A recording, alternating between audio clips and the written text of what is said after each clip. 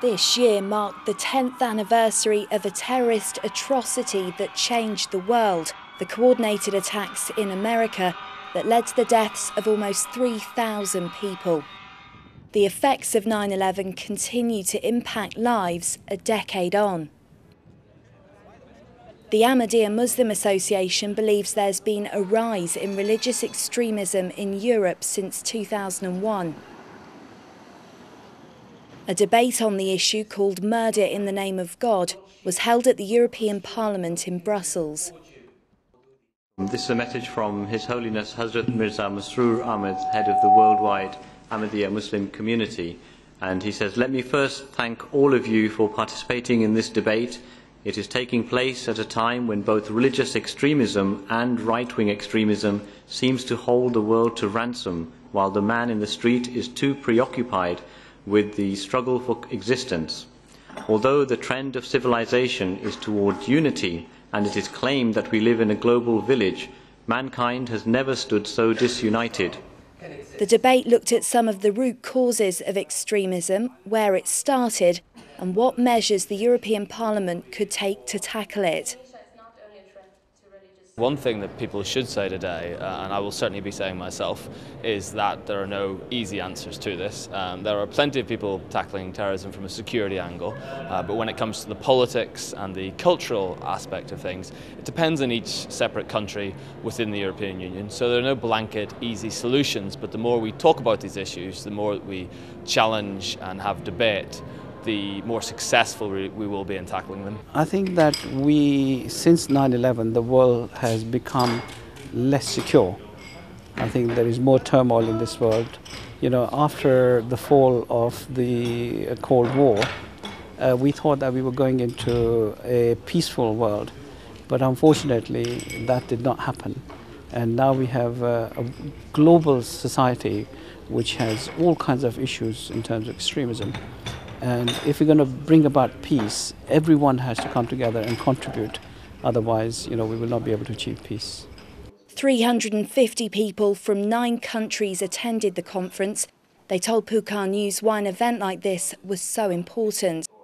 I think it is very important to have the whole community here in the Parliament to show that they exist and that they are under threat. It's a very good event for fostering or continuing to foster communication amongst people across the different faith traditions, which, that's the era we live in. It's very important to do that. The event was very interesting. I think we need more events like this where we discuss issues that are central but aren't raised very often. And this debate very vocally showed that everyone is on the same side, so we should have more debates like these. But an official who represented the Pakistani government wasn't impressed, and he made his feelings clear.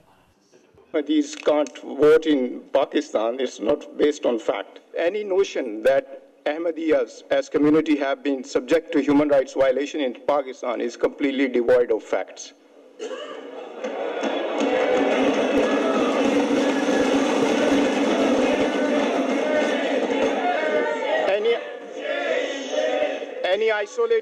Any isolated incidents in Pakistan cannot be characterized as religious violence against particular minorities. As a matter of fact, such incidents were the fallout of the ongoing war against terrorism and extremism. I'm very glad to be here. It was very interesting to hear what was said. And I thought it was very unfortunate. I believe the gentleman that walked out was from the Pakistani government. So I think that was quite sad that they didn't recognise what was being said as the truth. In recent years, fundamentalists have targeted minorities and those from other faiths in a number of countries. In Pakistan, Ahmadi Muslims, Christians, Hindus and Sikhs have suffered years of abuse and years of burying or cremating victims of indiscriminate attacks. Earlier this year in Indonesia, violence reared its ugly head when a machete-wielding mob killed 3 members of the Ahmadi community. There have been countless incidents too of churches being burnt and people losing their lives, murder in the name of religion.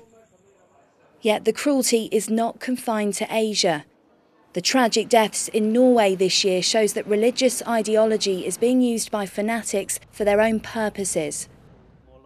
Delegates heard that extremism is being imported into Europe at an alarming rate. The government have their own ways of dealing with it. Sometimes I feel that one of the things that we have in the West, which is very valuable, is free speech. And when you have free speech, it means that you have to allow everyone to air their views. And this obviously also gives the extremist element in our society to air their views. And sometimes, if they're not properly regulated, then you can find that they will be spreading discord in society generally. Since 9/11, Al-Qaeda have claimed responsibility for horrific acts around the world. But what influence have they had on other terrorist groups? Certain organisations have mimicked the Al-Qaeda model to a certain extent. I think there's no organisation that really comes into comparison in terms of the global network of Al-Qaeda, and you can talk about Al-Qaeda Central, if you like, associated with Osama bin Laden, but also Al-Qaeda-inspired terrorism around the UK. What has happened is that affiliate organisations such as Al-Shabaab or Al-Qaeda in the Islamic Maghreb, former Algerian Islamic fighting groups, those organisations have become more active, while arguably Al-Qaeda Central looks a little weaker. So what message do the panellists hope to convey? Tolerance, peace, and that we want to basically face down the extremists within our societies, religious extremists, who incite violence and hatred. And I think that the Ahmadiyya community, who are a model community in terms of integration, work for charity, tolerance, these are the people who need to be promoted. As I will say in my speech, the Sufi tradition of Islam needs to be reinforced, and the Salafists, who are the hardliners who preach violence and hatred, need to be shouted down and need to be isolated. The Ahmadiyya Muslim Association says more needs to be done to prevent the spread of extremism in Europe and across the world. And they believe it's vital that those responsible of religiously motivated violence are brought to justice.